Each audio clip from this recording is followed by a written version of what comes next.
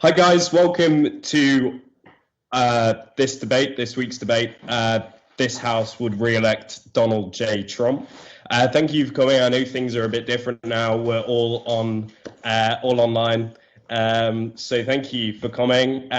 From me, there's only one announcement really, which is our third Lit Talk is to be announced, which is going to be on the 4th of December, the evening of the 4th of December, which will be a Lit Talk with Julian Smith. So Julian Smith, the former Secretary of State for Northern Ireland, will be addressing this society on the 4th of December. So that's a really good event that we should.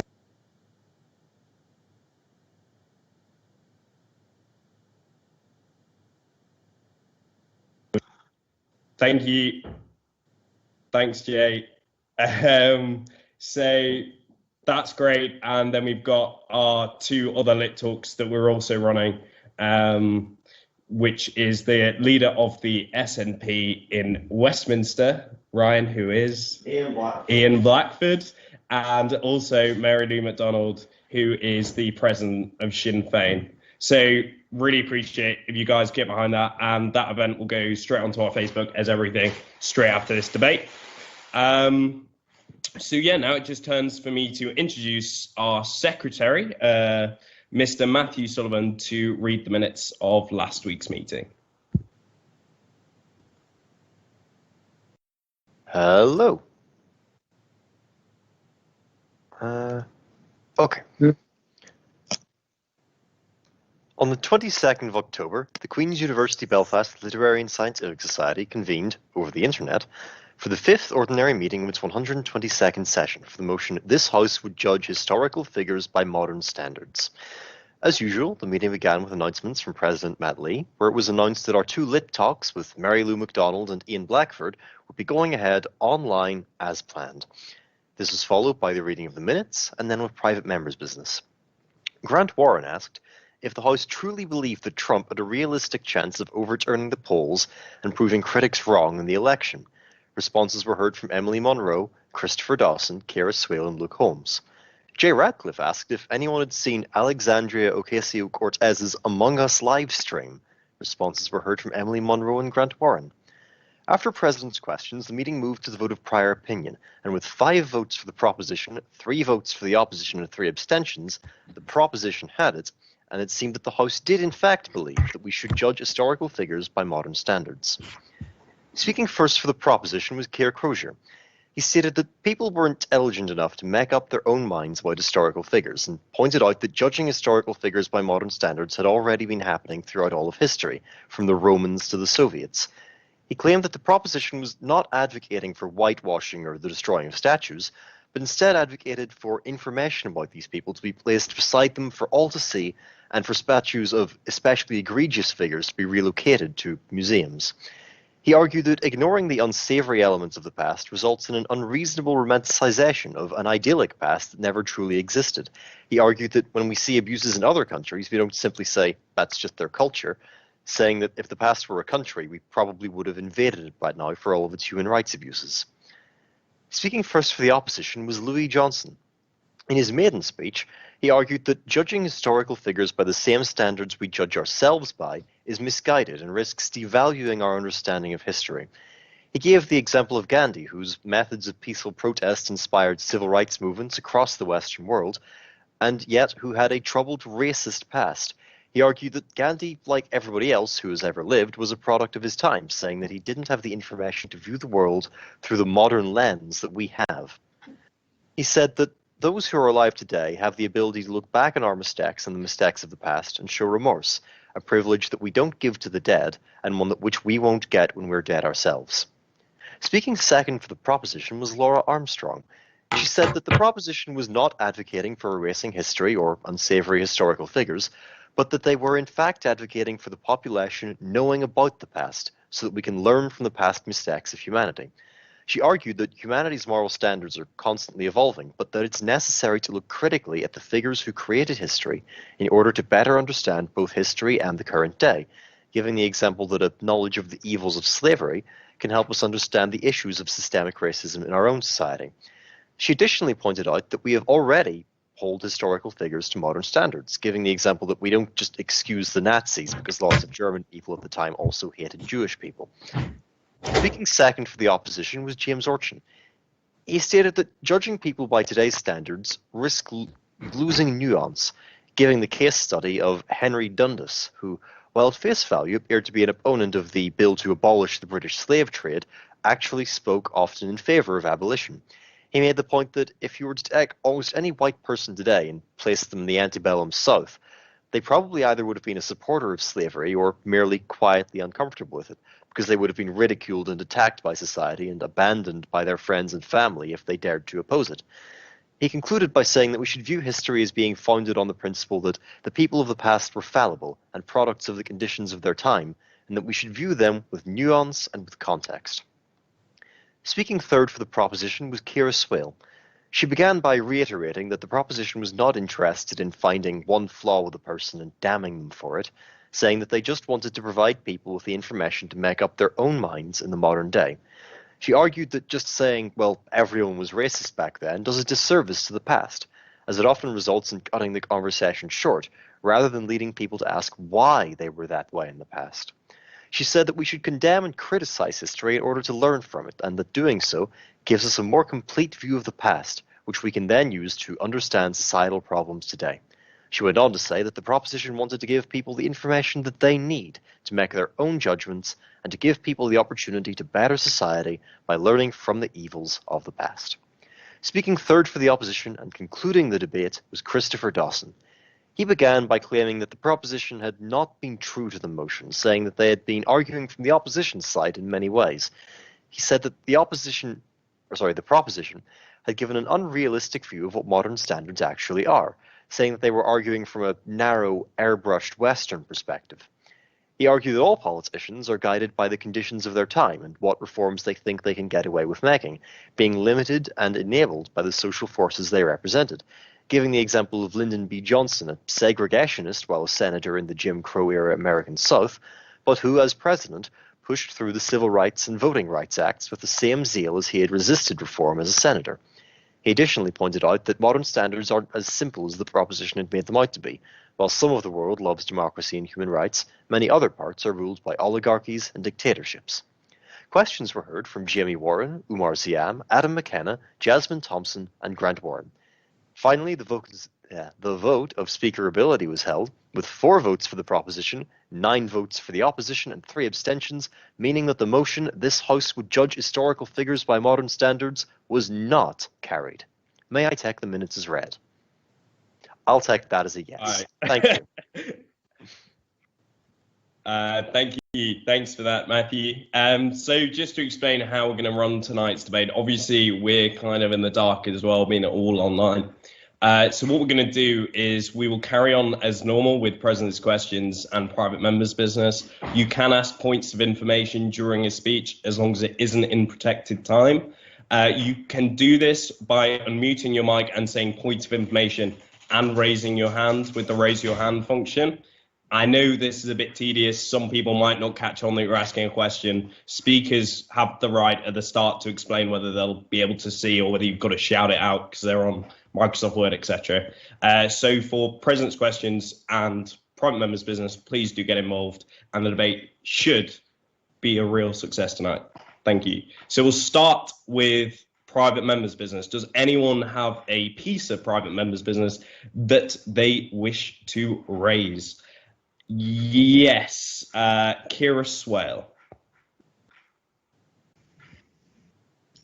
Okay, so pretty much recently it was revealed in terms of, I hate talking about this again, but it's important.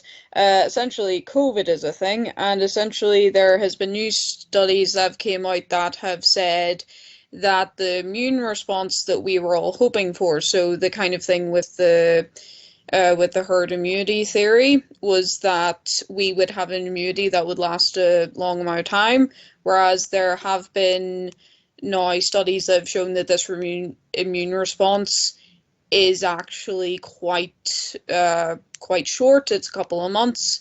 So again, I would just like to ask the House's opinion on this in terms of strategies moving forward, maybe herd immunity or waiting for a vaccine or something like that. Any responses to that? Keir Crozier.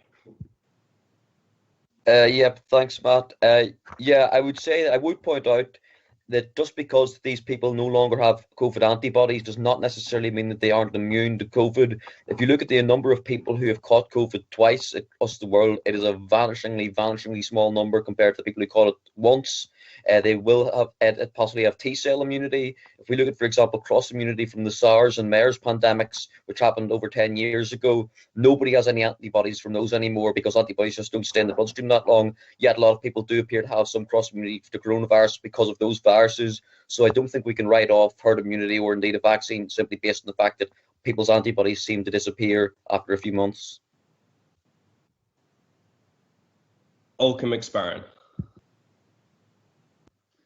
Hey, look, the actual idea of herd immunity itself seems to still be proven not to work. COVID strains are closest to cold strains, and how many people catch the same cold 2, 3, 4 times? It happens all the time. So this idea that herd immunity is going to kick in and eventually it'll start working is just a fallacy. So it is. And when it comes to actually dealing with COVID, we're simply going to have to accept the reality of the situation, which is we're going to have to wait for a vaccine and a vaccine to gradually go out before things are totally back to normal again. However, I would say that really coming up to post-Christmas, I can't see a lockdown being sustainable past that time because people have been in the house now for 8 months, more or less, on and off again, and keeping it going any longer than that, I would struggle to see how a government could keep it going. So, yeah. Thank you, Orkin. Umar ZM. Yes, thank you, Mr. President. I'd just like to respond to that previous contribution. The idea that the justification put forth by the UK government and by many other governments that we have to be locked down and we can't go back to life as normal without a vaccine coming out seems to be quite an absurdity, considering the fact that that continuing to lock down young people and particularly fit people with high and with strong immune systems seems quite absurd, considering that the likelihood of people dying of COVID-19 below the age of 50 the odds of that happening are the exact same odds that Ladbrokes would give you for Piers Morgan becoming Prime Minister. Thank you for that unusual analogy, Umar. Grant Warren. Just to say that I would concur with what Umar just said there in regards to the kind of futility of repeat lockdowns. I think I would have been someone coming off the bat of the first lockdown who would have been quite pro-lockdown, but kind of over time you start to see the deficit grow, and you start to see, even in countries that were praised during the first wave of the pandemic as having an outstanding test, track and trace system, like Germany now being forced back into a national lockdown. So I think this notion that people in Western Europe who are quite individualistic, where there isn't a great deal of social cohesion, these kind of societies just cannot, remain locked down. And I think if the government were to, for example, ban Christmas as it's being labelled, I think Boris Johnson would have one hell of a rebellion on his hands. And I think it's really just not only testing the patience of his backbenchers, but really testing the patience of large swathes of the country. Thank you. Emily Monroe. Yeah, just to pick up on something that was Grant said just there. I guess. Yeah, Emily, you are very quiet. Is there any chance you could move the microphone closer? Is this any better? Yeah, that's a bit better. Okay, I'll just talk loud. My microphone might not be that good, but in terms of the concept of like repeat lockdowns, as someone who just by default is pro lockdown, I can definitely understand why people aren't really a fan of the concept anymore. I think the first time we did it, there was a bit of a novelty factor to it, where it was sort of like, oh, let's, you know, have some fun, staying with our families, spend some time with each other, and like, it'll be fine, it'll be all over. But then I suppose the government didn't really fulfill its obligation to have a proper system in place then for when we came out of lockdown, which means that we had to go into it again. And that could keep repeating. And although, like I say, I am pro lockdown, I understand that like people are just sort of fed up, regardless of whether or not the scientific evidence is there to prove that it works or to prove that it's worth our time, or no matter how much the government says like this is going to work. We've sort of been there, done that. No one wants to do it again. And the more we ask people to do it, I feel the less likely they are to actually enthusiastically want to. Thank you, Emily. And to conclude this piece of private members' business, Kira Swell. So yeah, basically, I just want to conclude this as well by basically saying, if any of you are panicked about getting COVID again, or like this will never end and stuff like that, there is there is a positive aspect to this in terms of usually that what they've found is that it's not as severe the second time you get it. So if someone, you know, had terrible symptoms, usually they won't be as bad the second time round, which is at least some sort of positive aspect to this news. Well, it's always good to finish on a slight high, so that's good. Is there any other pieces of private members' business? Got time for one more piece of private members' business. Umarzia. Thank you, Mr. President. The other day, Amy Coney Barrett, or now Justice Amy Coney Barrett, was adopted as an Associate Justice of the United States Supreme Court. Her appointment was very, very controversial, considering that all House Democrats, for the first time in many, many decades, all House Democrats refused to vote for this particular nominee on the basis that it was far too close to election time. And there are very, very strong sentiments on both sides of the political divide regarding her appointment. I wonder what the House's thoughts are.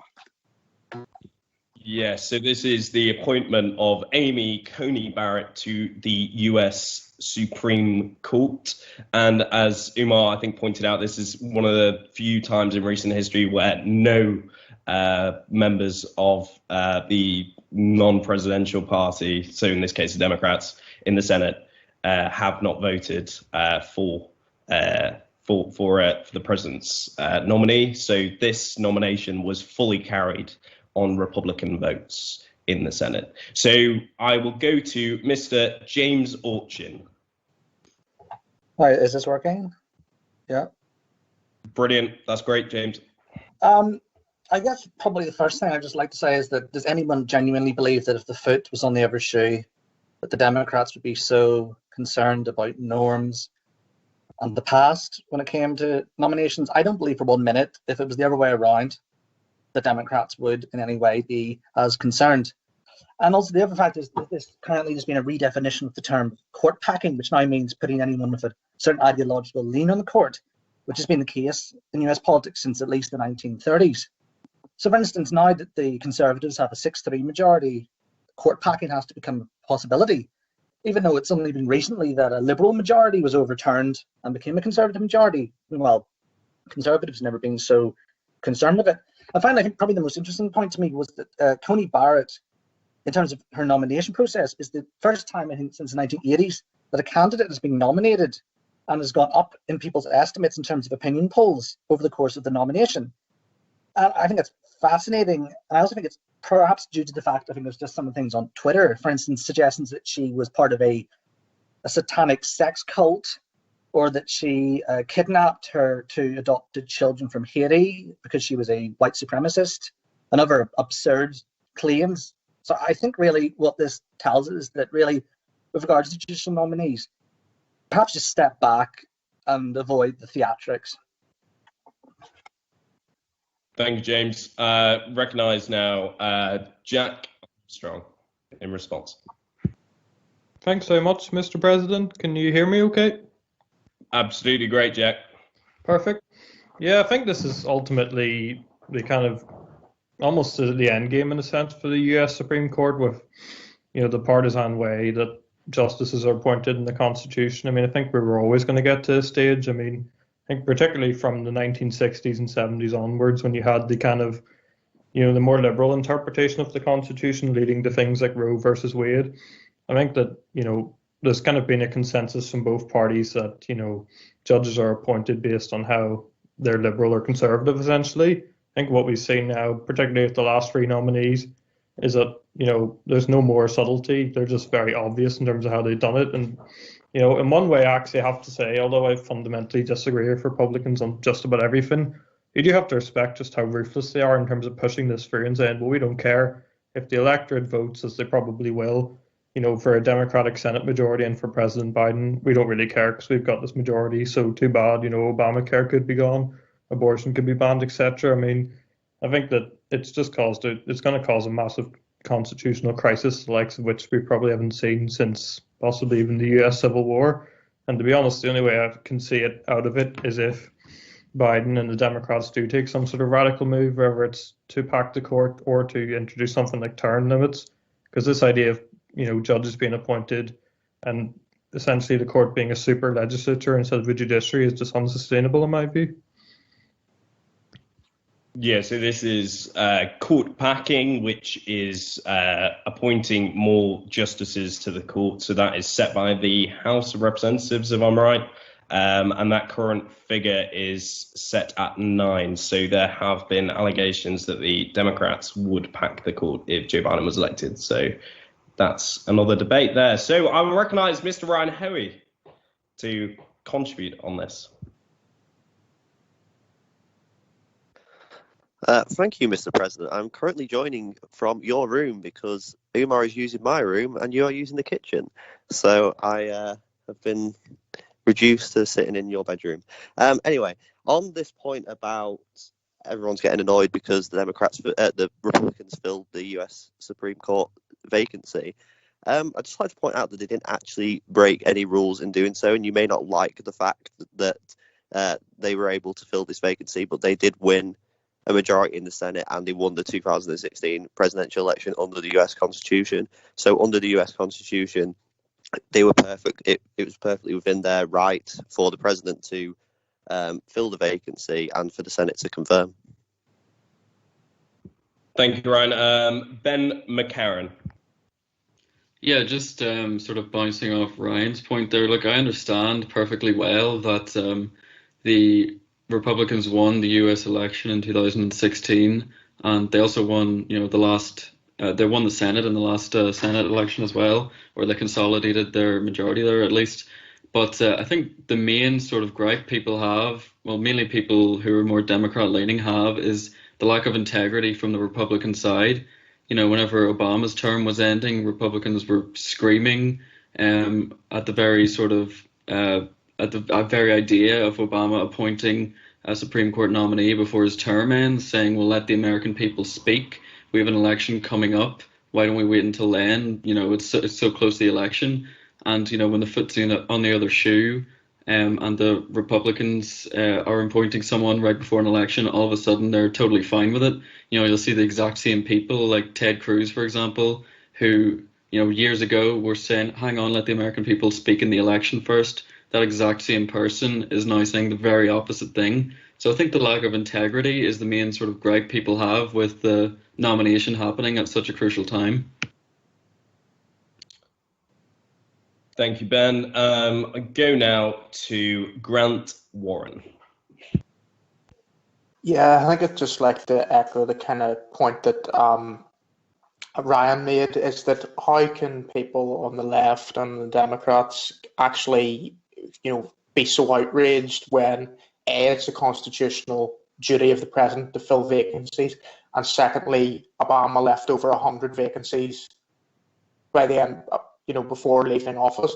So that just shows you how cocky the Democrats were of a Hillary Clinton victory, that they left so many federal court judicial vacancies that they didn't think about the potential of a Republican president getting in and potentially packing the court with Republican justices after considering Anthony Kennedy was extremely elderly, RBJ had severe health problems, and Antonin Scalia had just died. So it's not a surprise in my view, and I don't have any sympathy for people who accuse the Republicans of opportunism or black.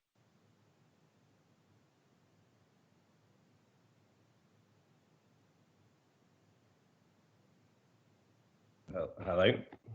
I think you just cut off there for me, Grant. But I will go to Olcom McSparrow. Look, I think that the 2016 election, I'm actually going to reply directly to what Grant said there. That was Hillary Clinton running. It's now a different presidential candidate. And you're saying about the Democrats having the crime of hubris back then. And look, I would agree that they probably were overly cocky going into that election. But the simple fact, which Ben highlighted earlier, is that whenever Obama was had the opportunity to fill a Supreme Court nomination, he didn't, because an election was coming up, and the entire Republican establishment attacked him for the sheer possibility that he would, saying it was unconstitutional and undemocratic. But when the shoe is on the other foot, they completely change. And it actually just was the partisan divide which now exists in America. And like or love the Democrats, they actually showed in this circumstance that they were the more moral and constitutional of the two parties, because they did wait until the election was done and let the election have its say. The Republicans did not do the same thing. And to argue against that is just simply wrong. Thank you, Olkin. Finally, to conclude this, I'm going to recognise Jamie Warren.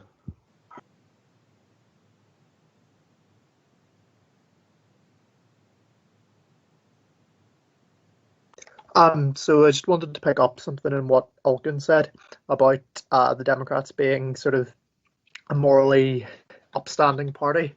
If you actually look back to the history of the Democratic Party, they emerged from the Confederacy, whereas the Republican Party essentially evolved from the Union. So if you look at how essentially the Republican Party were anti-slavery, and essentially the Democratic Party emerged from something that was pro-slavery. So how can you equate the Democratic Party as being morally upstanding given its history? I am going to let Olkin respond to that, actually.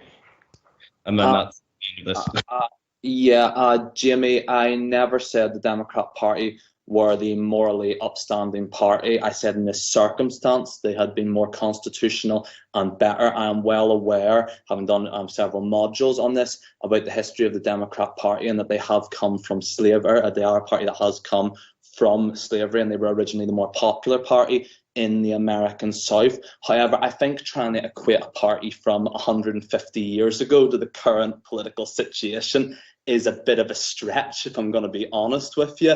And I think you've got to look at the then and now. And I think you would find that the Democrat Party, whilst a flawed party, are the more morally right in this situation, and generally with votes regarding civil rights and progressive social policies across America than the Republican Party. Thank you, Olkin. Thanks for all the contributions in Private Members Business. So now it turns to President's Questions. This is where you can ask me, the President, a question about A, how the society runs, or B, just whatever I had for breakfast, or whatever you feel like asking. So now it turns to your opportunity. Any questions for the President? Yes, Kira as well. Right, so Halloween is a thing that's not really happening this year. But if you had the choice, what costume would you go as? If I had the choice of what costume to go as, okay, well, last year I went to a party dressed as David Cameron, with a kind of little Percy pig thing. You just muted yourself. That's for the best. Blissful ignorance. There we go. Was I unmuted the whole time? Yes. Like half of it? Okay, so I actually went to a Halloween party last year dressed as David Cameron, with kind of an accessory of the kind of pig nature. So that would probably be my outfit of choice again, or just another kind of comical take on a politician. So yeah, that's probably what I'd go as. Any further questions? Grant Warren. Do you think Boris Johnson will make it to the end of the Parliament? This is a political question, so unfortunately I can't really answer that. But I have no real opinion on Boris Johnson and whether he's going to stay in office. But I hope the chief mouse, Larry, stays in office, which is the little cat that lives in Downing Street and hunts mice. So there you go. Any other questions?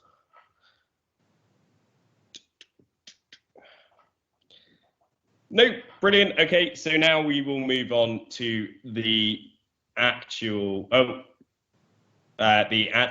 debate. So this House would re-elect Donald J. Trump. So now it's your turn in the vote of prior opinion, before you've even heard any speeches, to state what you think about the motion coming into the debate without being influenced. So it's purely your opinion. So we'll do that through the raise your hand function. So all those in favour, so the ayes for this House would re-elect Donald Trump, please use the raise your hand function now.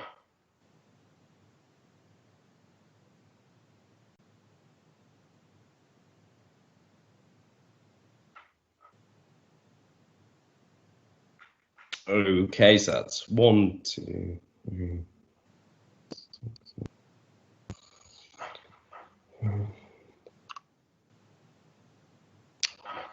Matthew, are you happy with that? Yeah. Okay, and could you all lower your hands now, please? Thank you. And all those against the motion, this House would re-elect Donald J. Trump. Could you raise your hands now? Everyone against the motion, nays.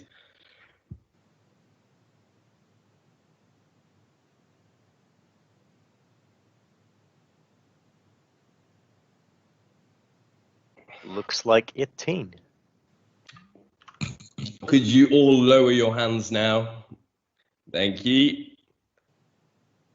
And all those who wish to abstain on the motion.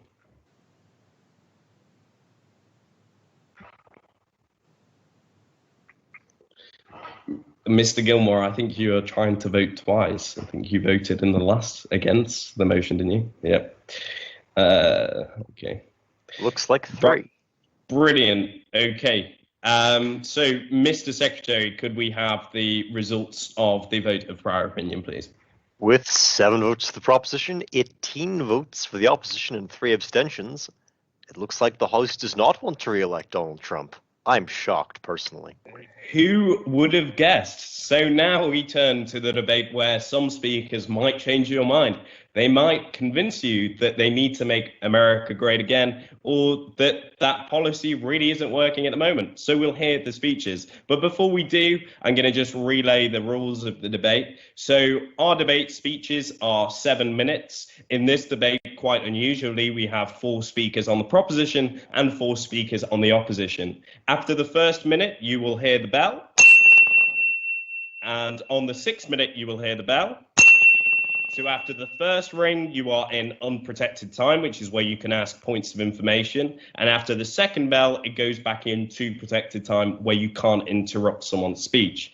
We have a few maiden speakers tonight, and we'll be congratulating them on their maiden speeches. Please do just be sensible and respectful of people speaking, and barracking, which is the repeated asking of points of information to try and floor someone's speech, is not recommended and really isn't allowed. And we will be on you like a puma, to quote Matthew Bradley. So now it turns to introduce the first speaker for the proposition, a maiden speaker himself, the first speech he's delivering to the Litterific, Tolu Adebayo. I hope I've got that as best I can, Tolu. And please go ahead for your maiden speech. Thank you.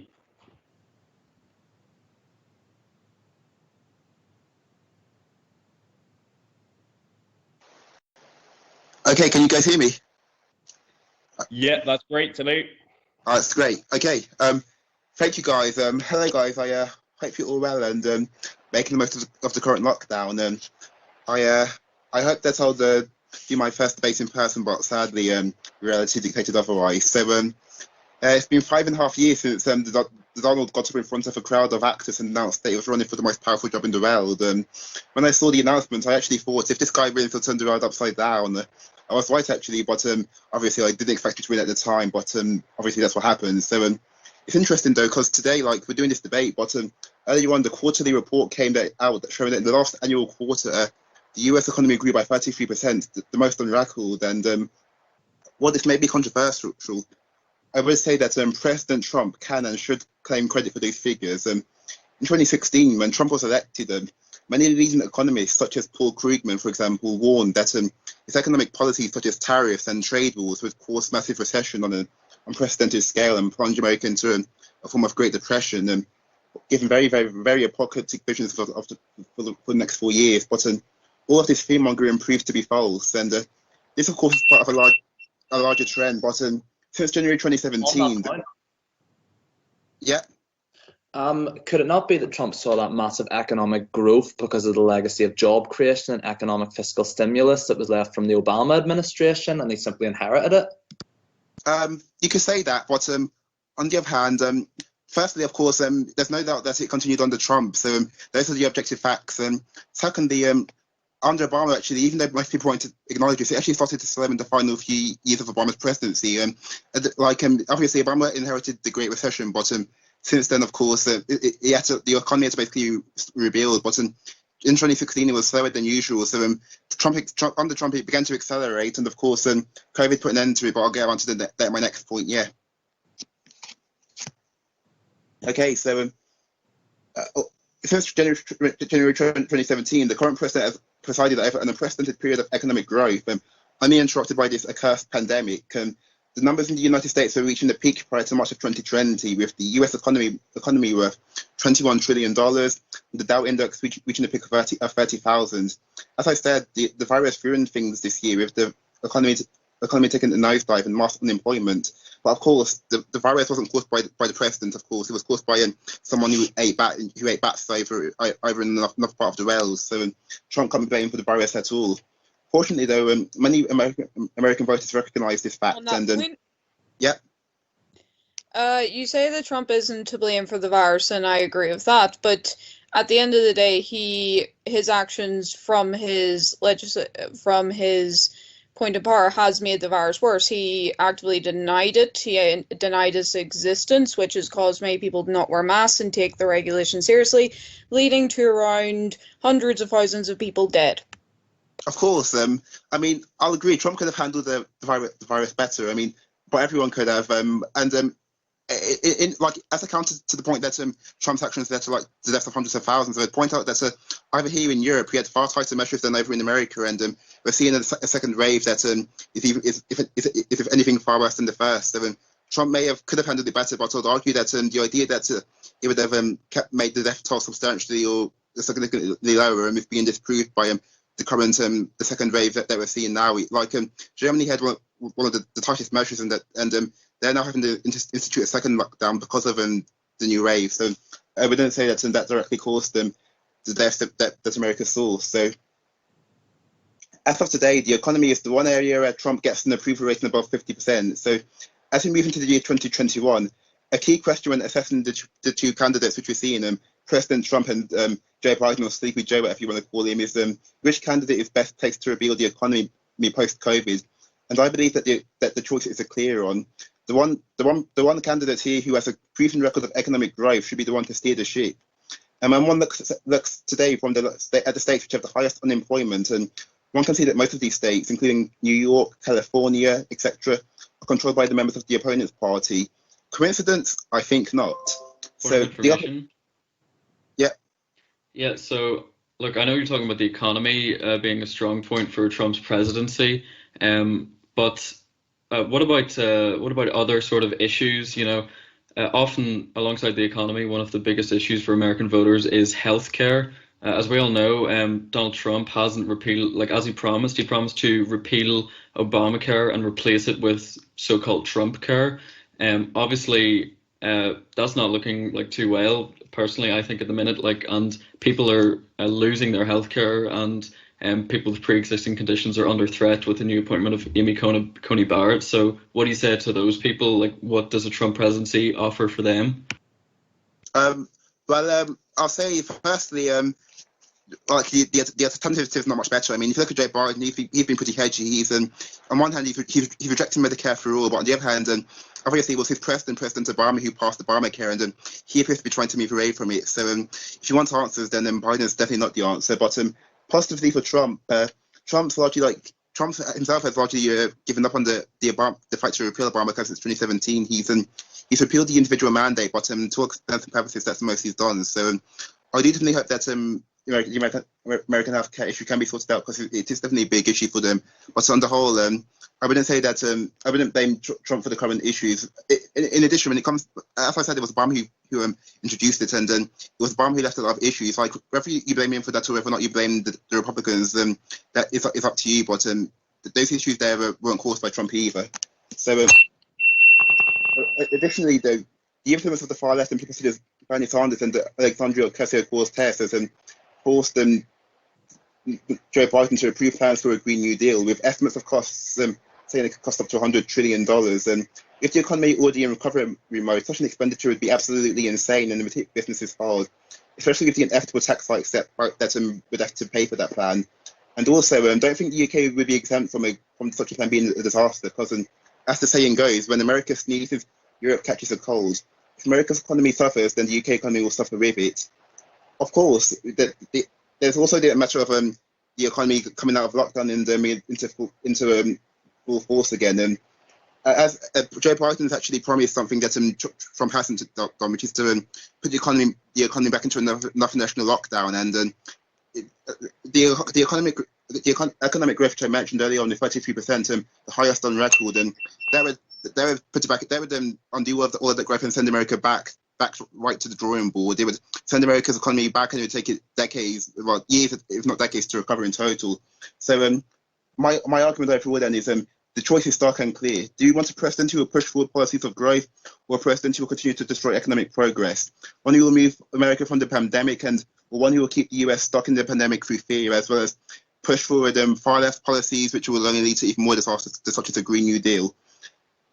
My argument is that for the 2020s to see development, it is time for us to put aside fear-mongering and re-elect the current president.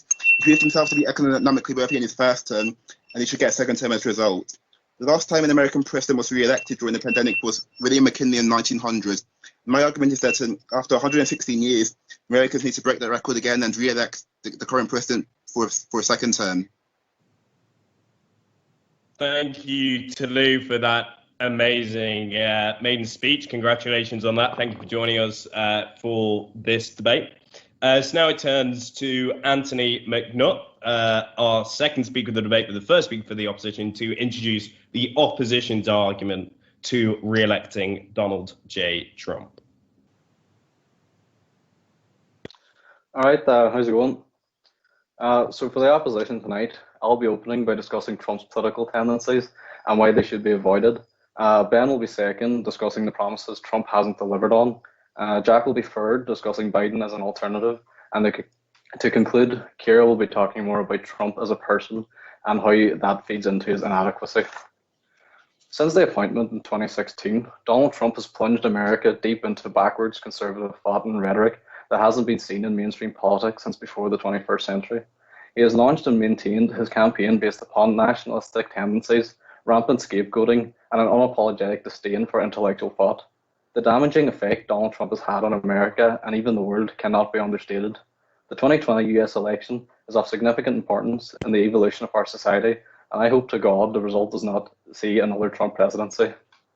Donald Trump has always conveniently had some group or other to blame and focus the American people's grievances on throughout his service as president.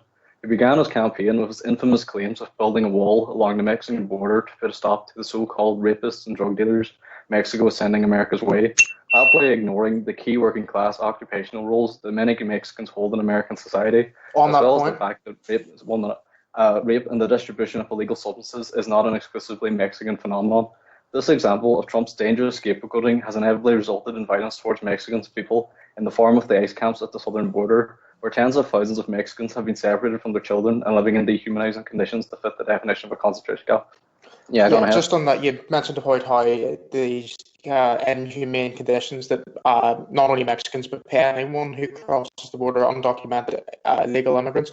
Do you not? I'll give you the example of California. The governor Gavin Newsom. There's a homelessness crisis with 27,000 migrants crossing the border every year are homeless. This is a democratic state that wants to give these people citizenship but does not have the resources to house them. So how can you fundamentally reconcile the belief that you're going to have open borders, but you don't have isn't the resources to accommodate these people? Well, the ICE camps go against the whole process of asylum seeking. Like, it's not just people who are illegal immigrants. Like, it's people seeking asylum. They can't even get to any government facility to actually apply for asylum. They're put in these camps that I think by any humane standard isn't fair. People aren't getting blankets or anything, shelter from rain. Like, it's just not exactly a very good situation. Donald Trump has not limited his abuse towards Mexicans, of course. In 2017, he kicked off his presidency by banning travel from 7 Middle Eastern countries on the basis that they were Muslim and therefore a security threat to the United States. He has also made claims that global warming is a phenomenon created by the Chinese to interfere with US manufacturing, and as well as this, consistently refers to COVID-19 as the China virus in his ongoing attempt to draw attention away from his complete inability to handle the situation by insinuating it is just another scheme created by China. To maintain his loyal fan base. Yep. The virus, I mean, without being racist or discriminating against all Chinese people, it is a basic fact to say that the virus originated in China. For example, 100 years after the Spanish flu, we refer to the flu that began in Spain after World War I as the Spanish flu, and no one thinks of being xenophobic or racist towards Spanish. So we don't say that it's necessarily racist against Chinese in and of itself. I think Trump's general comments towards China, I think, tends to imply a lot more racist connotations than the Spanish flu, especially given that it's called the coronavirus worldwide, but he just keeps calling it the China virus for his own reasons. To maintain his loyal fan base, Trump has put a great emphasis on good old-fashioned American conservatism and a rather large dash of nationalist rhetoric. A key repeated phrase from the Trump campaign has been "Make America Great Again," which has given his supporters a sense of patriotic inheritance and a duty to maintain this. This has been accompanied with reductions in progressive policies, with Trump appointing many pro-life judges to high-ranking positions, as well as removing the ability for trans people to pursue military careers. The BLM movement has evoked a desire for many Americans to reassess America's past treatment of the African-American community, as well as the treatment they face today, by having a clearer understanding of the past taught in US schools.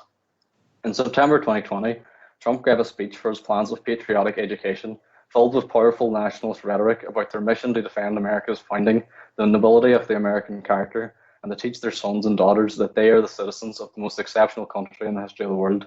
This was accompanied by comments about a radical movement attempting to demolish this inheritance, which Trump says we mustn't allow, and opening his speech with comments about clearing away the twisted web of lies in our schools and classrooms. I think it is quite clear, although Trump's generalization allows right-wing supporters to deny this, that these are comments about the BLM movement and his wish to remove a critical examination of America's flawed history of racism, an issue that any competent member of the American government should want to educate its citizens on, especially given current cases of racism today. Go ahead. No? Which one? Okay. I'll do. You say throughout your speech here that Trump is sort of promoting a nefarious force of nationalism, but the way you're treating it is like this is a newfound force in American politics, but yeah, nationalism has been a force and has been promoted by people such as Alexander Hamilton or John Adams from the start of the foundation of America. So really, what exactly makes nationalism such a dangerous force in American politics? Well, I mean, it creates a divide, and in Trump's case, it creates a divide between, so for example, the cases mentioned in terms of like China and Mexico and stuff like that there, where it draws more of a like protection of America's identity, and it kind of, I think it like lacks the ability to examine America as, you know, having flaws because it's built it up in such a way. The final comment I would like to make on Trump is his disdain for the intellectual and his slandering of the media whenever they rightly criticize his actions.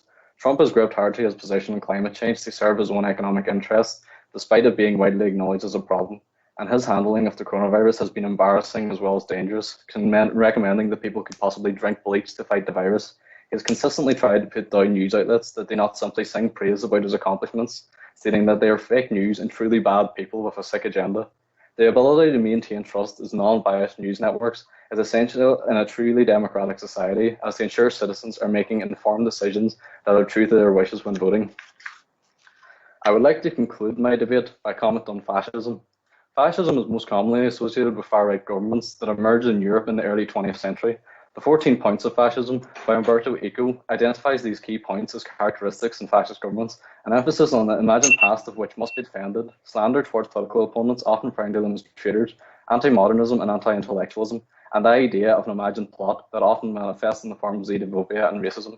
I would hope that in hearing these points, you have been able to associate each one with the actions and policies of Trump that I have talked about today or ones you know of yourself, and have now a better understanding of the type of conservatism Trump represents. There is a reason this outlook in society was stamped out in the past, and that is why I would encourage you to stand against it and vote for the opposition tonight. Thank you.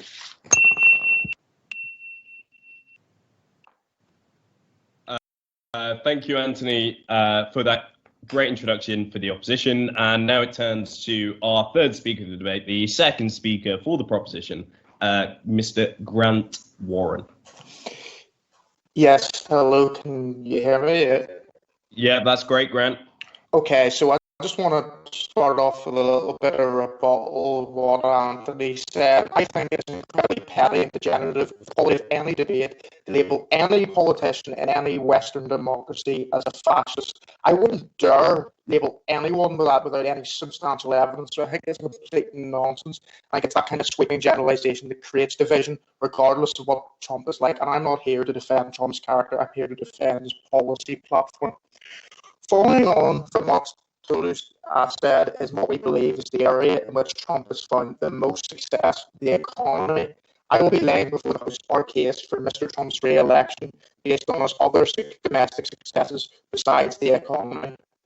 As Dennis Taylor would say, I've encouraged the grabbing of umbrellas to protect you all from literal tears as I'm going to be talking about the Trump administration's successful filling of judicial vacancies and its criminal records on immigration and criminal justice reform. Firstly, the proposition believes that President Trump's vacancies on the federal courts is unrivaled by any modern president. Sure, there will be the predictable bays and calls of the opposition that Trump was a fascist, seeking to wind back the clock on 50 years of social progress, such as gay marriage, abortion, and unfair. Well, that I say, what a load of no thank you. It is merely a belief that Trump is fulfilling one of the major constitutional duties of the president. And in the case of Obama, he was so woeful at carrying out these duties that he left us 105 vacancies. As I mentioned before, this displays incredible arrogance on the part of the Democrats of believing that Hillary Clinton would win. I believe their outrage is conflicted. And I would also say that, as we know about the Democrats, political reality isn't something that they come to terms with. No, thank you.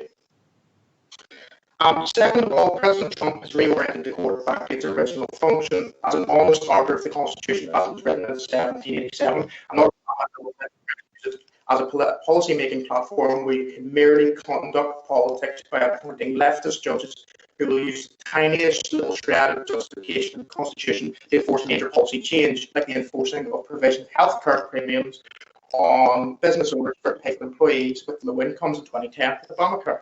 No more. Trump has taken a sledgehammer to this practice of judicial activism, and I think we will find that even if Mr. Trump happens to fail to be re-elected, his legacy will be more than secured with a 6-3 Conservative majority. People accuse Trump of not being smart, but in this arena, Liberals and the Democrats will find that this Supreme Court will reign for a long time. And if Biden tries to bring a Great New Deal or attempts to fund the police by stealth, he will meet the solid brick wall that is Trump's original Supreme Court. No thank you. Secondly, I must shine a light on President Trump's reshaping of America's immigration policy. I want to make clear that our case in favour of stronger immigration controls isn't simply a racist dog whistle. And I think that it's incredibly petty of the gender of the equality debate to label any politician as such, as I've already said. Trump has set the ball rolling in the construction of a wall along America's southern border, with 400 miles having already been constructed. And it was the Democrats in the House in 2019 that ended the government shutdown that allocated $5.7 billion to it, so they can't even complain about it. And I believe if we allow Biden in, the floodgates will open to all sorts of criminality, human traffickers, drug smugglers, gangbangers, who will all have a pathway to citizenship and choose America. The left proclaim to have a monopoly on righteousness, but tell me how it is right, no thank you, to allow swathes of undocumented migrants wash up on American soil when America does not have the resources to cope with such numbers. The mere prospect of attempting such journeys across the border is inhumane. Some families believe they're coming for a better life, yet the harsh reality is that there's no golden pie in the sky that will simply cater to their needs without first giving it a reasonable contribution to society and the economy. We are not anti-immigration. We just believe in a common sense approach to border security. One where citizens don't have to feel endangered by the banditry of some migrants who believe they can stomp on the foreign soil, deny citizenship, but live free from the consequences of their actions. Trump has rekindled the old fire of sovereignty, and we believe that with Brexit as well, there will be no going back to the days of uncontrolled mass illegal immigration. Finally, I want to exalt to the heavens Donald Trump's great work on criminal justice reform. With the First Step Act of 2018, the Trump administration enacted the first meaningful and, might I add, bipartisan step towards improving prison conditions and reducing reoffending rates in a generation. This landmark piece of legislation reduced the mandatory minimum life sentence to 25 years and as low as 15 years for certain drug-related offences. It prevented incarcerated pregnant women from being restrained in prison, and it provided much improved funding for rehabilitation after convicts have been released. This issue shows that President Trump isn't the heartless devil incarnate that the media and many areas of the hysterical left wing portray him to be, but that he can engage with his political rivals to actually improve the prospects for prisoners rather than the approach that was taken under Obama to simply ignore the problem. Trump has seen over 3,000 people have their sentences commuted in 2019 alone. And instead of taking the zero-sum approach advocated by the left wing of the Democrats to simply abolish law enforcement and the judicial system, Trump has taken decisive action that actually makes a meaningful difference to the lives of African Americans, instead of the virtue of the left's attempts to claim to speak for an entire community. So in summary, if you want to see the hallowed values of the Constitution and the rule of law upheld, if you want to see a further strengthening of America's ability to hold its own sovereignty in its own hands, and if you want to see meaningful reforms to the criminal justice system that actually changes the lives of disadvantaged or disaffected groups in society rather than throwing the baby out of the bathwater, and I can only implore you to support the opposition in wanting to re-elect Donald J. Trump. Does anyone have any questions for that? Thank you for that, Grant. Questions be the end of the speeches, but thank you for that. That is a fabulous main speech. There was a bit of technical lapse on my end there. I don't know if anyone else had that, but I managed to listen to all of the speech, and I thought really well done, Grant. Really well done. So now it turns to introduce the second speaker for the opposition, which is Ben McCarran. So Ben McCarran, the second speaker for the opposition. Thank you.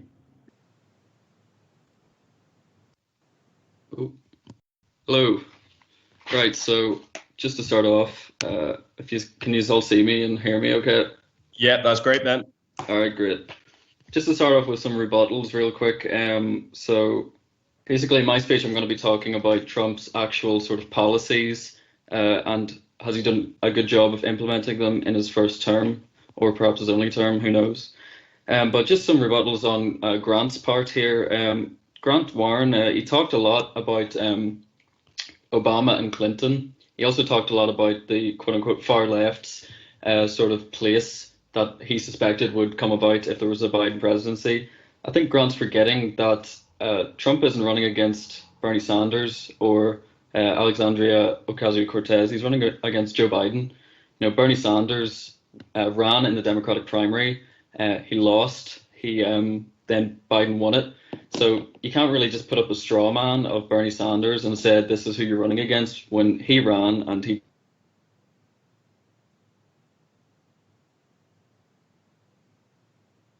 I think that Tolan didn't touch on already, sadly. But what he did say is that Trump's legacy would be the Supreme Court. On that point. Yeah, go ahead. Just to come back at the point that you made about how it's not Alexandria Ocasio-Cortez or Bernie Sanders he's running against. I think the simple fact is the Democratic Party now, post-2018, is far different, far further to the left than it was pre-2018. So and it's very telling that Bernie Sanders is going around telling people to vote for Biden on the basis that he'll be the most progressive president in American history. If someone as far left as Sanders is willing to support Biden and tell people to vote for Biden in a way that he didn't with Hillary Clinton, then that suggests to me that Biden will just be a puppet for the hard left of the party.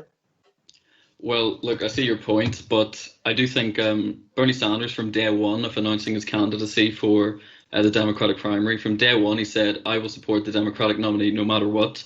He said that in the belief that he thought Donald Trump was a dangerous president. That's his own personal belief. He thought that all the Democratic challengers would make a better president, even if he disagreed with them. So his endorsement of Biden is on the basis that he thinks any Democratic candidate is better than Trump. So to me, that makes sense. To you, I don't know. But what you said was Trump's legacy would be the Supreme Court.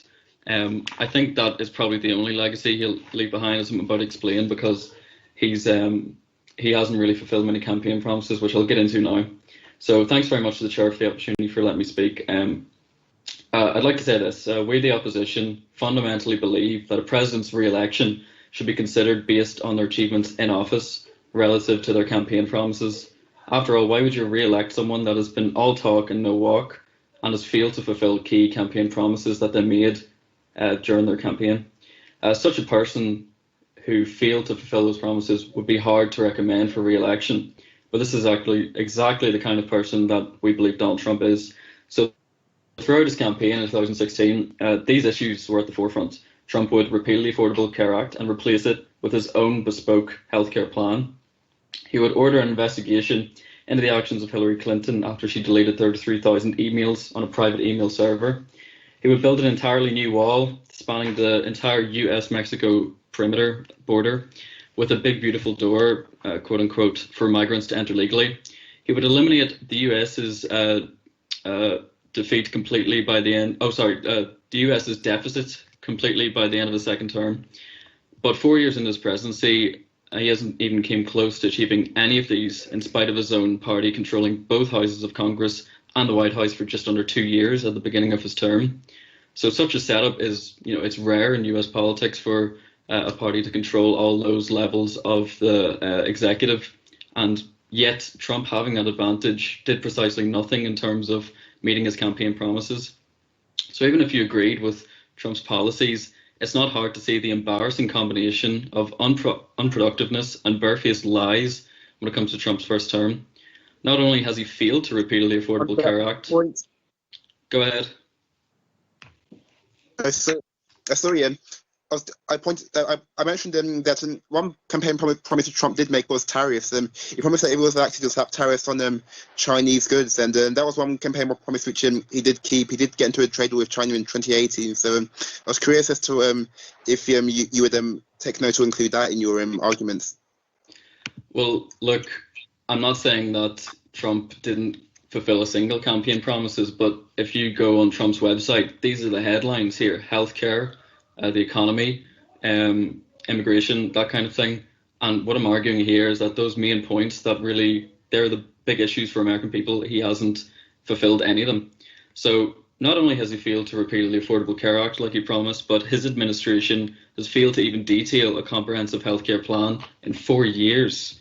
What little has been built of the quote-unquote wall hasn't been funded by Mexico, as he promised, but instead it has been funded by the US taxpayer. Quite ironic, seeing as Trump said he spoke for the forgotten American who was paying too much taxes and was living paycheck to paycheck. In fact, if we look at the amount of Americans living paycheck to paycheck in 2020, it's no better than it was whenever Trump first started. It's around 80%. Furthermore, as we all know, on this side of the world, there's been much talk of UK-US trade deal that Trump promised. He even said it would be called Mr. Brexit, quote unquote, whenever he got elected, because he would sort of build a UK-US trade deal. However, we've seen very, very little trade talks, never mind any actual detail of a trade deal. Anytime Boris Johnson meets with Donald Trump says, let's get working on that trade deal, and we've seen really nothing of it. Furthermore, another campaign promise Trump made was that he would get soldiers out of Afghanistan. In fact, he lambasted Barack Obama and previous Democratic presidents for putting troops there in the first place, or keeping them there, really. But today we still see 13,000 American soldiers in Afghanistan 4 years after Trump promised to get rid of them. So, in conclusion, we at the opposition are of the firm belief that a president's merit for re-election should be based on if and how well they've fulfilled their key promises, if they're a person of integrity. But looking at Trump's record, we can come to a decisive conclusion. He's not worth re-electing. He has no integrity. He hasn't fulfilled any of his key promises, and he's had 4 years to do so, and an incredibly advantageous position at the start of his term. So thank you very much, and I would encourage you to vote for the opposition.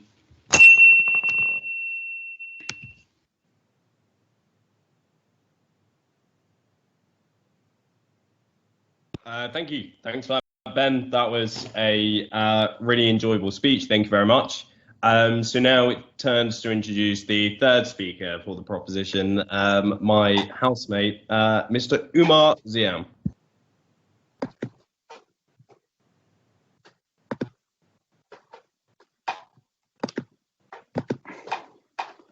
Thank you, Mr. President, and good evening, everyone from Ryan Hoey's room. I'll start off this lovely debate with a bit of rebuttal. It's been said repeatedly by both the opposition and some members of the audience that Amy Coney Barrett is going to eliminate Obamacare, when in fact she has said repeatedly and has committed repeatedly to judicial restraint. She has pledged that she will be she will be a judge that interprets the law, not a judge that creates the law or tries to dabble in policy making. She's furthermore a mentor of Anthony Scalia, if I'm pronouncing that correctly. If I'm pronouncing his name correctly, the late Anthony Scalia. Scalia's one of Scalia's most important ideas in his judicial philosophy was the idea that the Supreme Court of the United States should not, under any circumstances, attempt to dabble in policy. And in the words of Amy Coney Barrett, the philosophy of Anthony Scalia is mine too. Furthermore, Democrats, in terms of black rights and justice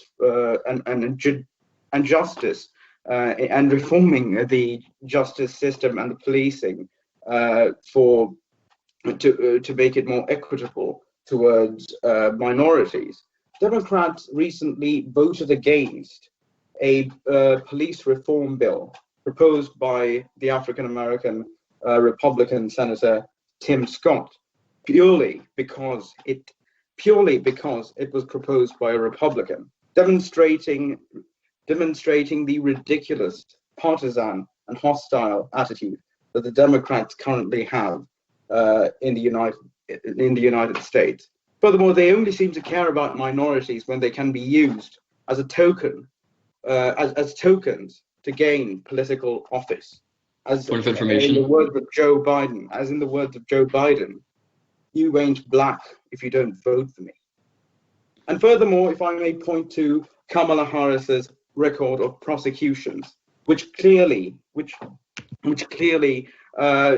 adversely affected in an immensely disproportionate manner African Americans and those from the Latino community. Furthermore, the absurdity from the opposition to call Donald Trump a person who has committed himself multiple times to the idea of free speech and personal liberty that the US Constitution espouses. To call him a fascist, again, flies in the face of the evidence. On that And point, furthermore, I'd like to talk about... Yes, go ahead.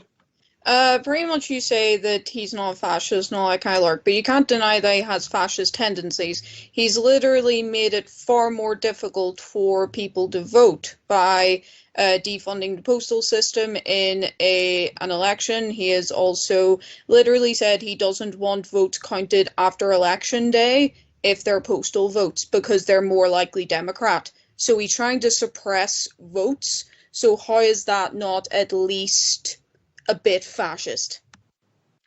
Well, so I would agree that I personally wouldn't have made those statements, and I personally wouldn't support those specific statements. I think it is, considering the leaders who would be called fascists like Hitler and Mussolini, I think it would be very far-fetched to use the word fascist to describe that sort of language.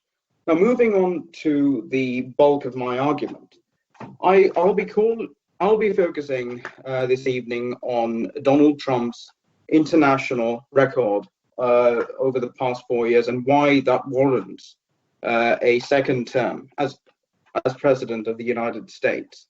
His competence is first and foremost, demonstrated by the very recent peace deal signed between North Korea and South Korea, which President Trump facilitated, which has ended hostility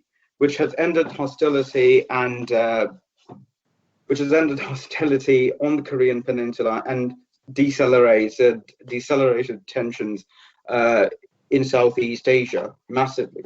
Another very landmark peace accord, another very landmark peace deal made very recently is that between the State of Israel and the UAE. This is a very monumentous establishment of diplomatic relations, and indeed friendly diplomatic relations, considering the immense history of sectarian hatred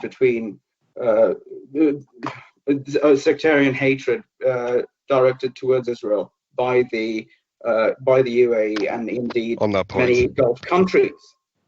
Furthermore, President Trump has overseen this. Has led to the establishment of strong diplomatic relations between Israel and Sudan. But one important point that I'd like to draw the House's attention to, is that President Trump has been the first president in a very long time not to start any new wars. And I think this is an incredible accomplishment, considering the disastrous wars of the first decade of the 21st century. Talking about, as Taloui pointed out, President Trump's record on international trade. President Trump has stuck to his promise to put America first and to put American livelihoods and workers and their jobs first. He has imposed massive tariffs on China. He has withdrawn from the TPP, Trans-Pacific Partnership, which adversely affected American jobs and American wages. The pulling out of which is the positive effect of pulling out of which has been demonstrated by a very, very healthy economy. And I'd love to go on, but indeed my time has run out. So thank you everyone for indulging me. Thank you, Umar, for that wonderful speech. And thank you for informing us of numerous deals that have gone on in the world. So now it turns to introduce the third speaker for the opposition, Kira Swell.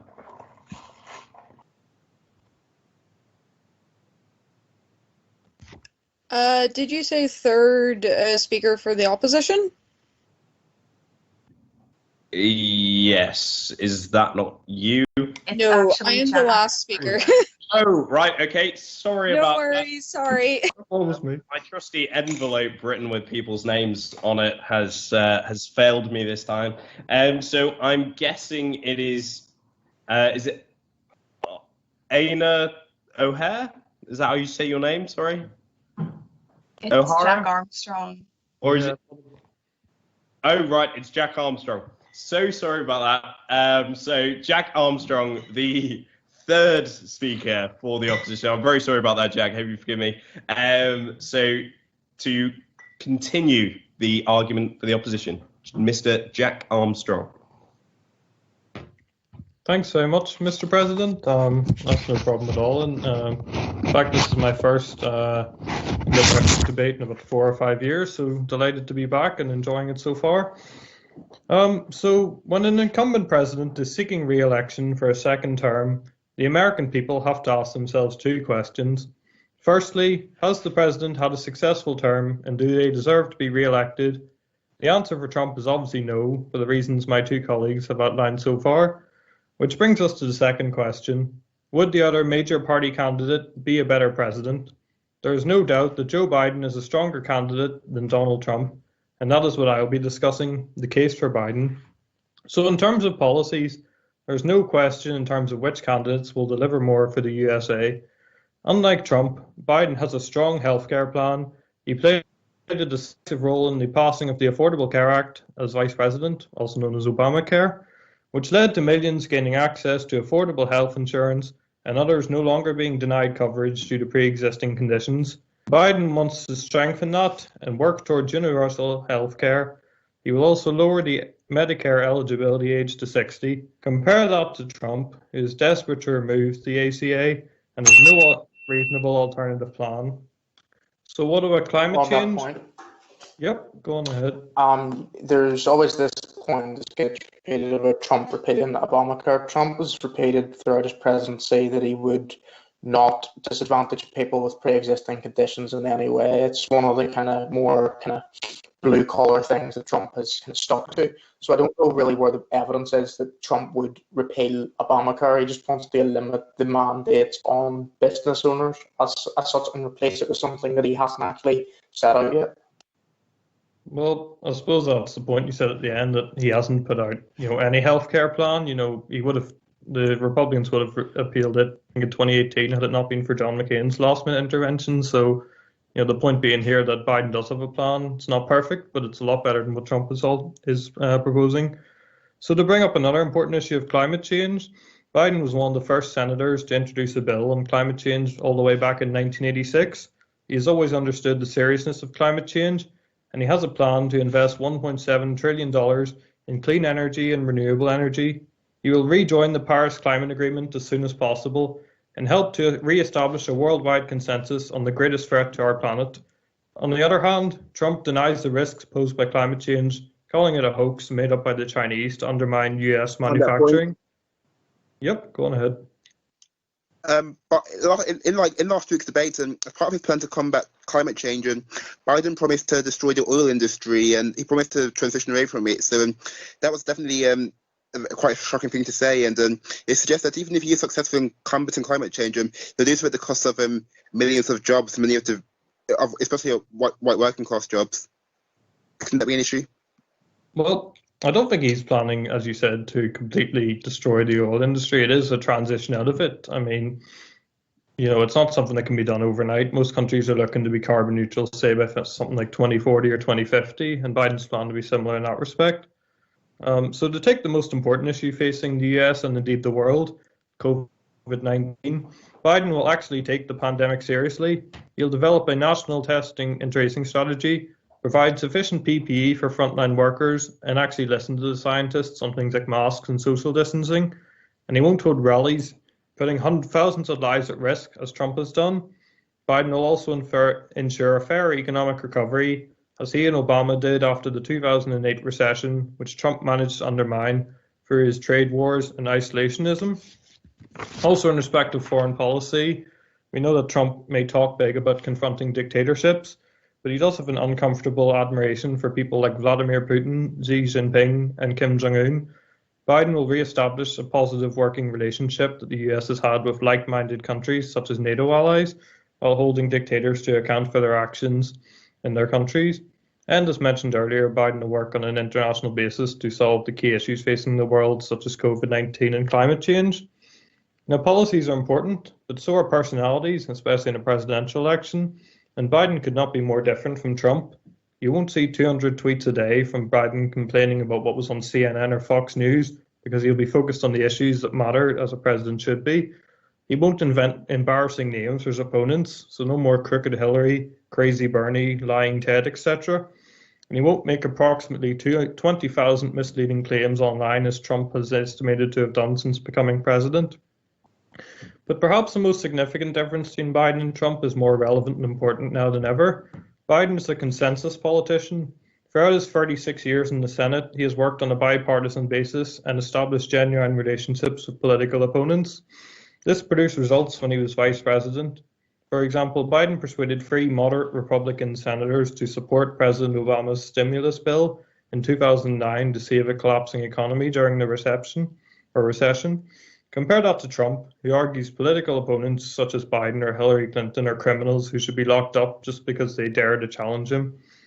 And it isn't just Trump. Senate Republicans such as Mitch McConnell have done everything possible to undermine and destroy any concept of bipartisanship, particularly through blocking Obama's Supreme Court nominee in 2016 because it was an election year, before rushing through Trump's nominee a few days before the 2020 election, out of fear that they would lose the Senate and the presidency, and therefore the Supreme Court. This sort of consensus politics has been sadly missing from the US. They are so polarized they make Northern Ireland politics look moderate, when Biden is exactly the politician to rebuild relationships in Congress and across the USA. So to conclude, Biden has built probably the largest and most diverse political coalition in US history. Moderate Republicans such as John Kasich, Colin Powell, and Cindy McCain have endorsed Biden, recognizing his decency and qualifications for president despite personal political differences. And progressives such as Bernie Sanders and Elizabeth Warren are also supporting Biden, with Sanders planning to work with Biden to ensure the most progressive Democratic platform in decades. So Trump has failed on 4 major crises: a health crisis in terms of COVID, an economic crisis which has been caused by COVID, a crisis in race relations of his disgraceful rejection of Black Lives Matter, and a climate crisis just a few years away from irreversible damage. The USA needs a president with experience and empathy who can bring the country together and deliver for all. That president, and a choice between the 2 candidates, is Joe Biden, not Donald Trump. Thanks very much. Thank you, Jack, for that great speech, and it's nice to have you back after a few years back in the society, and you're always welcome back. So welcome back. Thank you for all that, Jack. So now it turns back to the proposition to conclude the argument, and I'm going to try and make sure the names are right this time so I don't resemble some sort of presidential debate moderator, as someone just said in the comments. So I now introduce, I'm going to give it a go. Anya O'Hara, is that how it said? Spot on. Yes, thank you. All right, well, take it away. I'm taking it away. They say that life is like being at the dentist. You always think that the worst is still to come. But in reality, it's over already. Or is it? Can things really get worse? This is the thought that is going through many Americans' heads right now. Every 4 years, those who meet the requirements get the chance to have their say in what direction they think the nation should go. In the lead up to the election, televisions, mobile phone screens, radios, and billboards are plastered with propaganda about the apocalyptic scenarios that may arise should either Donald Trump or Joe Biden win. It's actually quite hilarious to go through some of these on both their social media pages. I'd highly recommend it. Ladies and gentlemen, to finish off the propositions argument tonight, I will keep it short and sweet. It is not my aim this evening to bombard you with statistics and lambast the opposition's arguments and hope to God that they convince you. Instead, I'm going to try to convince you through a parable. I'd like to take this speech back to my early childhood years. When I was younger, I was lucky enough to attend a modest school in rural Ireland. Not a great school, but certainly not the worst. Anyways, one day at school, our teacher was going on this vitriolic rant about something ridiculous like women's rights were illegitimate, something everyone knew was wrong. But if everyone spoke up, he would have taken great pleasure in administering punishment via wooden spoon. Silence. Suddenly, this teacher stopped dead in his tracks mid-sentence. We all knew that someone had done something. Someone had done something they shouldn't have done. One boy had stood up and started talking. The teacher couldn't believe it. I couldn't believe it. The classroom couldn't believe it. We were left there with our mouths left agape, as if waiting for a bird to come set up a nest inside. The teacher didn't know what to say. But at the end of the day, the boy had logic, humility, and reason on his side. That boy was Donald J. Trump. It's that same sense of childlike innocence and logic that I saw in Trump that day that made me realize that he possesses the natural-born qualities to be the leader of the free world and hold the nuclear codes. If I was an American, the most important thing that I would be looking for in a president is how good their ideas are. Ideas are what keeps the world turning. There isn't a doubt about who's the best ideas out of the two candidates. Let's talk about why I think Trump has the best ideas. Trump is the most influential visionary since Steve Jobs. Trump isn't afraid to ask stupid questions. You are, though. You are, yeah. You're afraid to ask stupid questions. Out of everyone that you know, no.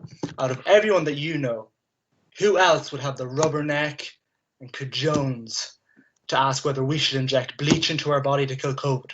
Huh? How many people do you know would ask that? Not many. I don't think so. These are the big questions we need to be asking ourselves. Extraordinary times call for extraordinary measures. And more importantly, extraordinary people. Unfortunately, Joe Biden no longer has the cognitive power to birth ideas as innovative and paradigm-shifting as Donald Trump's. This will be clearly shown by the now infamous quote, "Poor kids are just as bright as white kids." Thanks for the confirmation, Joe. You bigot. In all seriousness, this election is setting itself up to be one of the most controversial in modern history. The general consensus is one of disappointment. Disappointment in the options available. You're probably not happy with Biden. I don't think anyone here is on the Democratic side likes Biden all that much. Although some people might think that he is a better option than Donald Trump. However, to me, the answer for who the best candidate is when you are able to come to that answer from assessing it from the perspective of health. In order to cope with the pressure of being chief in command, you have to be in sound physical health. Joe Biden, in his senile years, is beginning to show clear signs of cognitive decline. You might think that Trump is as well. On that point? No. The people of the United States must elect a person that they feel will be able to cope with the trial and tribulations of international politics. Donald Trump does exhibit erratic behavior at times, I am willing to admit, and that is noted. However, one can see that the threat of this is dwarfed by the danger of an easily manipulated Biden. It is for this reason that I believe Donald Trump is a better option than Joe Biden. For those of you at home who are still undecided, you feel like Donald Trump is a bad option, Joe Biden is also a terrible option, you're not alone. There's millions of Americans out there who feel like there isn't one person out there who vouches for me, who represents me the best. However, there is one option. There is one person who is willing to put their life on the line to serve the needs of others. He has a mandate from God. That vote could be given to Kanye West. My name is Aiden O'Hara, and this has been my maiden speech. Thank you for listening to me. Thank you so much for that maiden speech. That was bloody marvellous.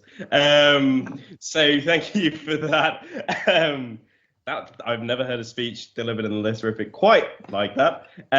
So to now conclude the debate for the opposition, the fourth speaker for the opposition is Kira Swale. Thank you, Kira.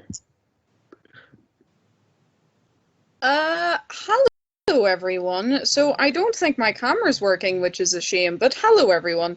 So before I start the debate, I'm going to be saying this. I can see everyone from me, so you can say POI, or I can see the things right in front of me. So just a little note before the debate. So first, what I'm going to say is that the proposition, have talked constantly about the economy. Trump will get the economy better. Trump doesn't waste money like Biden does. But I would like to argue that that is not specifically the case. First of all, which was mentioned in a POI, Trump's seemingly economic success is a trend that has been going since the Obama registration. So I think it would be a bit disingenuous to say he is the pure reason for America's economic progress. And second of all, I would say that he's actually damaged the economy. First way I'd say this is that his handling of the COVID pandemic. Because at the end of the day, because of his lack of action, this has led more businesses having to go into lockdown for longer.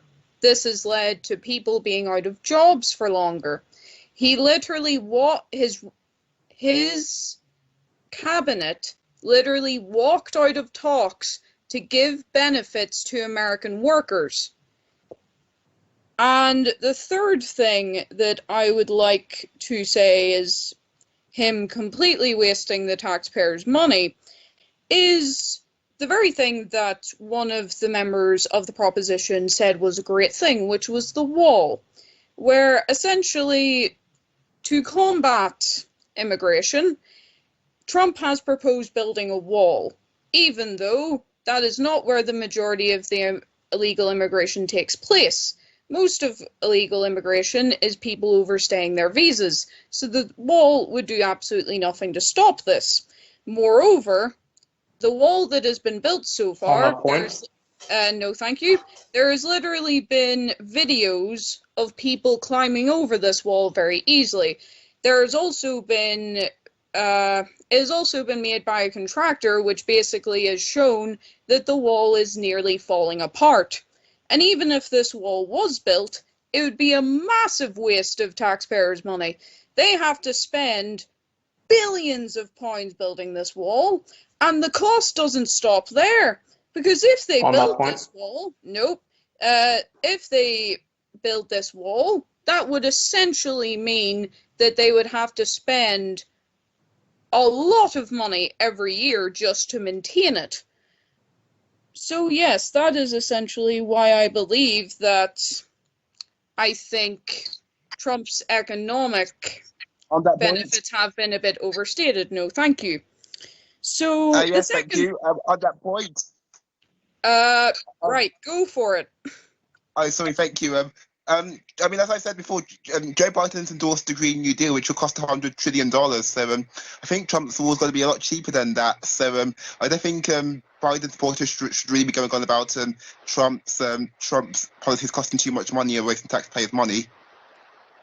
See, like, the thing with Biden, though, is he's actually putting money towards something that will create jobs that will essentially, you know, lead us not to die in a burning ball of flame, which is actually a good expenditure because essentially it is creating jobs.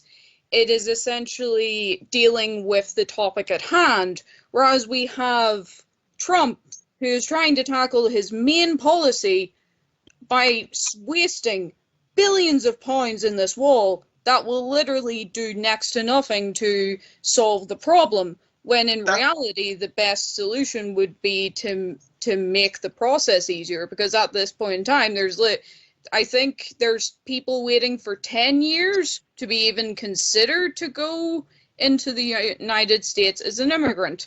So I would argue that Trump's policies would not solve this. The second thing I would like to argue is that the opposition has basically gone against our definition of him as a fascist.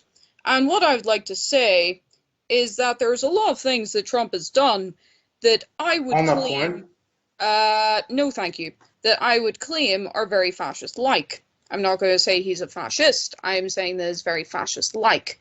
So, for example, as I've mentioned in POI, he is literally cut funding to mail-in ballots when the majority of the people who vote for those, who use those to vote, are Democrats. He has also said that he's literally not going to accept the result.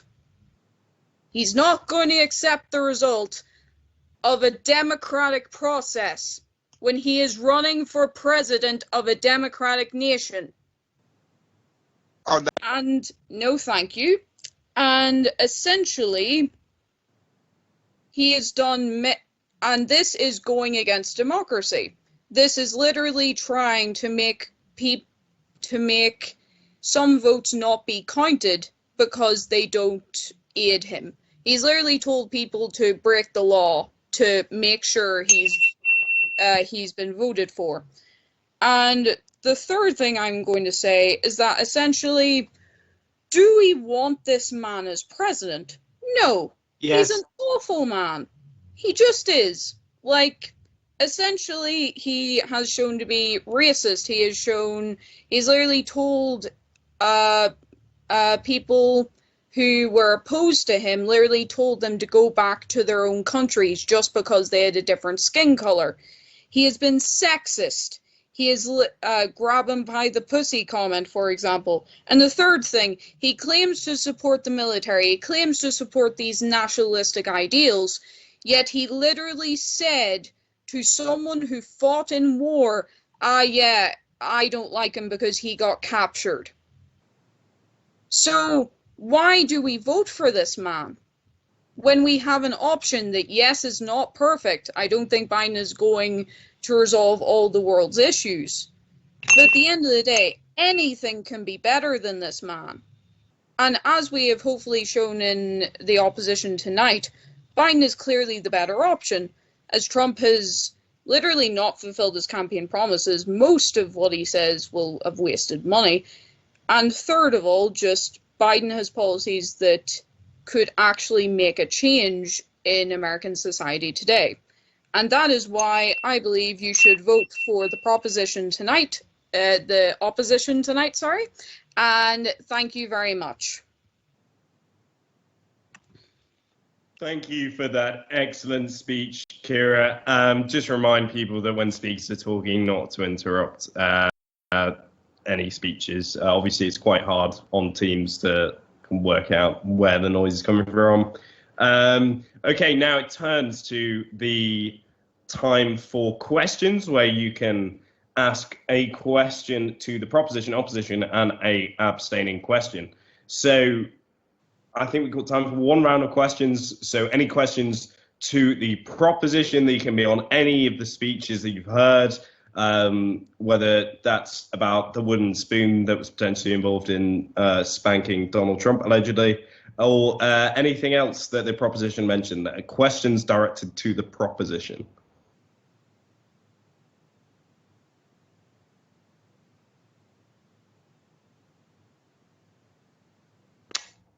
No. Any questions directed to the opposition? Jamie Warren.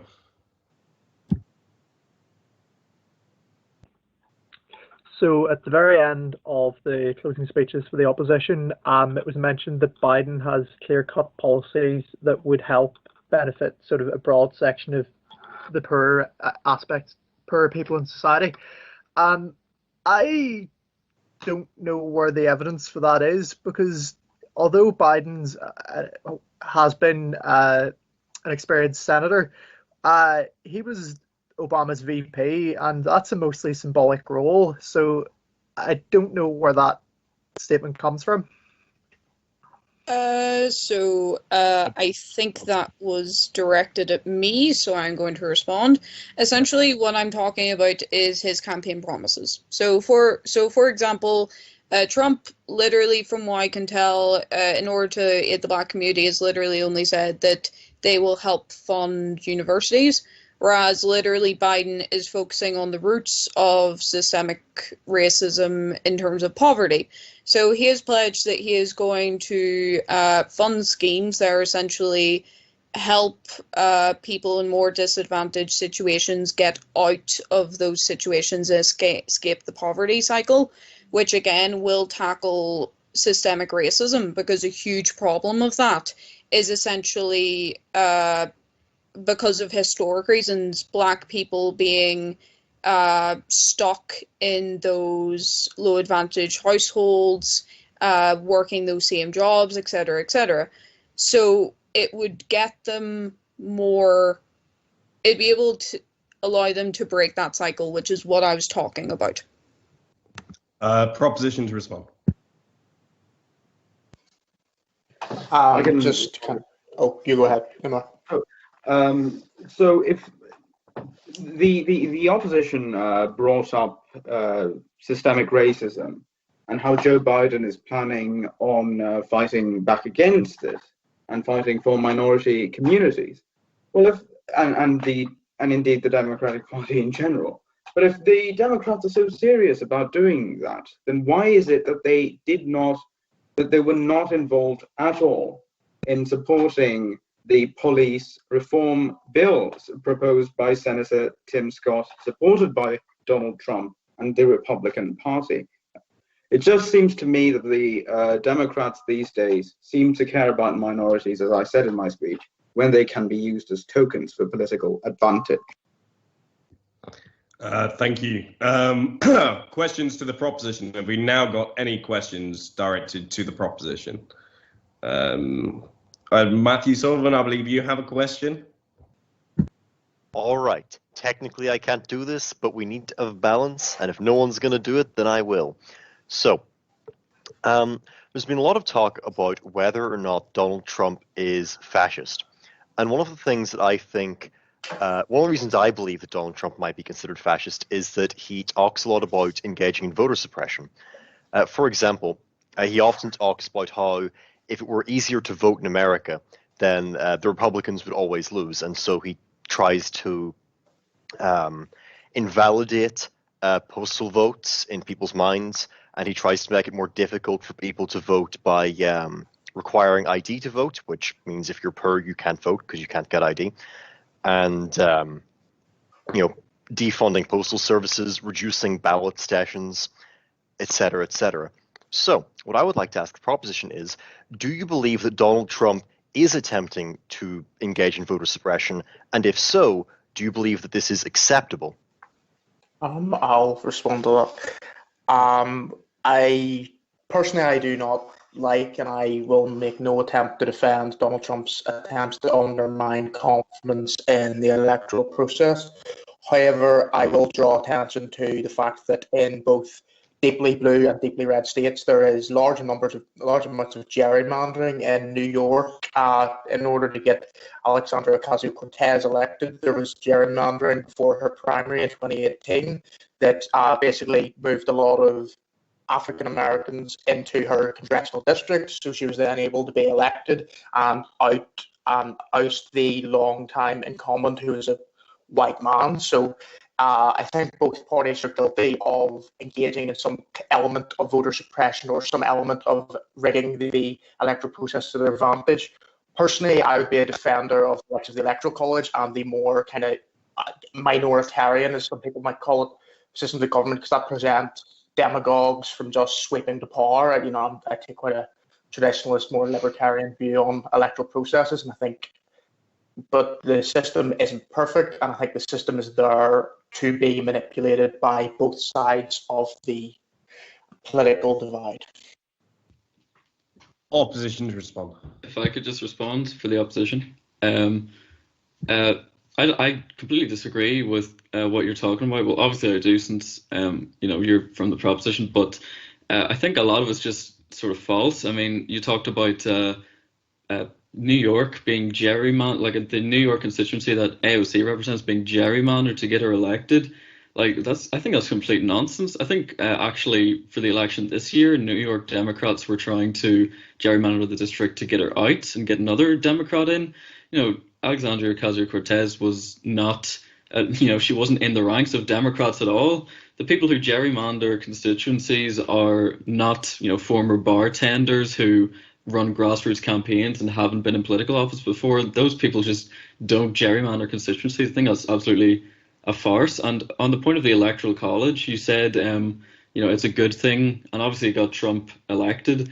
But I would disagree, because the Electoral College, in theory, is there to take away the influence from states like New York and California, because obviously they have such huge populations that they have such an influence. But in practice, it instead takes that influence and places it in states like Michigan and Pennsylvania. There's no sort of either system. You're going to have states that matter more than others. The Electoral College is there to make all states matter equally, but it's doing exactly the opposite. Most people, Trump included, he's been going around Ohio, Wisconsin, Pennsylvania like crazy recently, and there's a reason. It's because of the Electoral College. Thank you. And if we could just keep our final question and responses very brief, if anyone has an abstaining question that they want to ask. Ms. James Orchin.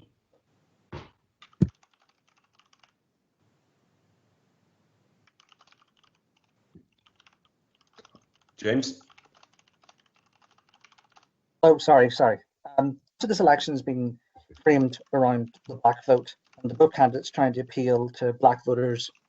Yet, the two candidates' histories regarding black people and black voters has been quite poor. Trump in 1975 had to settle a lawsuit against discrimination against black residents in some of his buildings.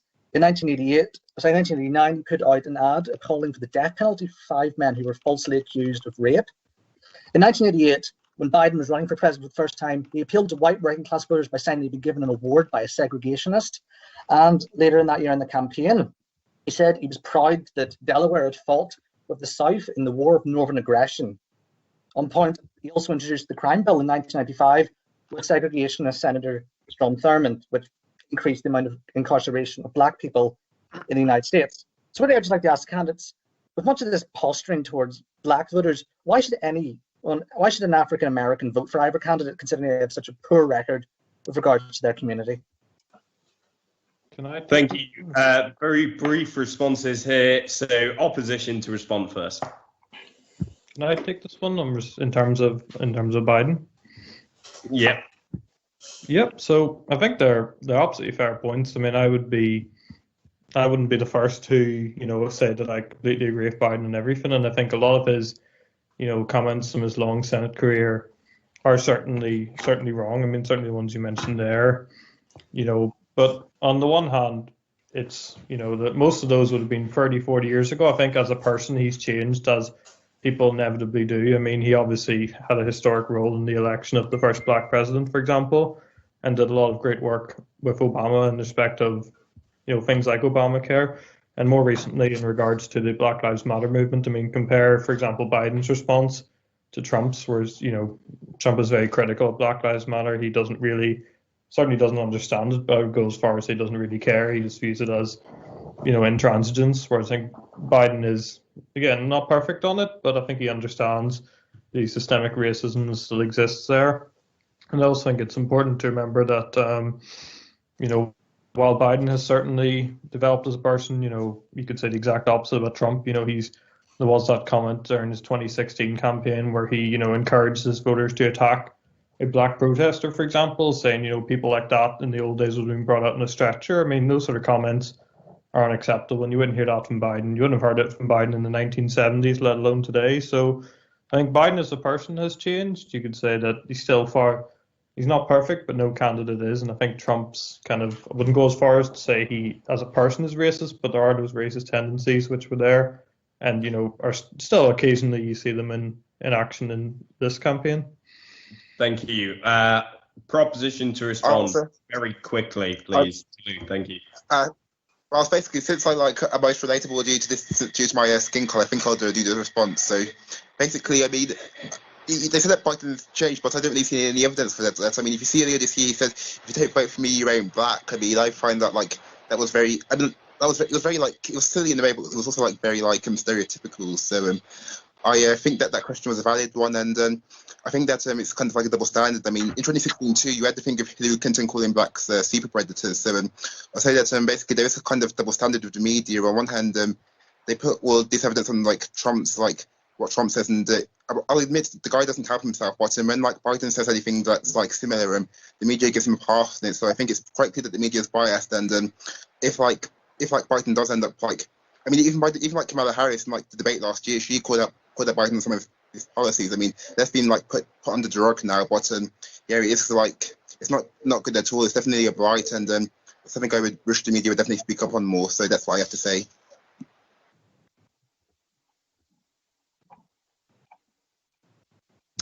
Thank you. Thanks, Talu.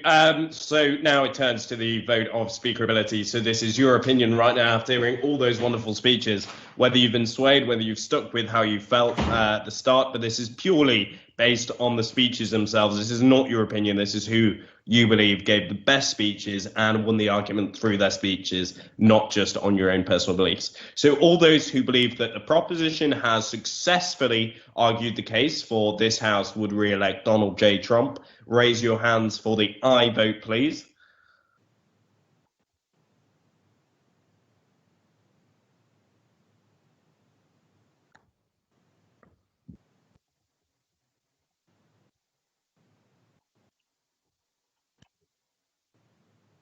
Looks like that's it. It was up to 10, then it went back down again. Now it's at 9. Okay. Basically, I voted by accident because I keep confusing prop and op. Okay, so that's 9 then, as it stands, yeah? Yeah. Okay, could you lower your hands now, please? And all those that believe that the opposition successfully argued the case for not re-electing Donald J. Trump, please raise your hands.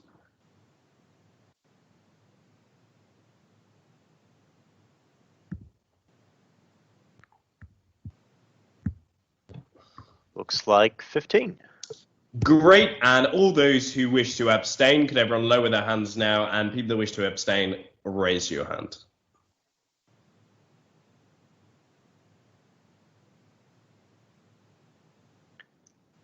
Looks like that's James Orchin. Very good. So, Mr. Secretary, can we have the results of speakerability? With 9 votes for the proposition, 15 votes for the opposition, and 1 abstention, the opposition has it. Great. So this House would surprisingly not re-elect Donald J. Trump. Thank you, everyone, for coming to this week's debate. I know we are kind of struggling with the online kind of vibes with it. I'm sure as soon as we can get back to in-person debates, we will do, and we'll be back in the Great Hall. We've got some amazing events coming along with great kind of big figures that really influence our society, both here in Northern Ireland, the Republic, and the mainland of England, Scotland, and Wales. So really do get involved, do listen out, and do engage with some of our speakers that we've got coming. Thank you for all of you that came. Thanks for the brilliant speeches that we've heard. And thanks once again. Hope to see you next week. And that's all from us, folks. Thank you. Good night.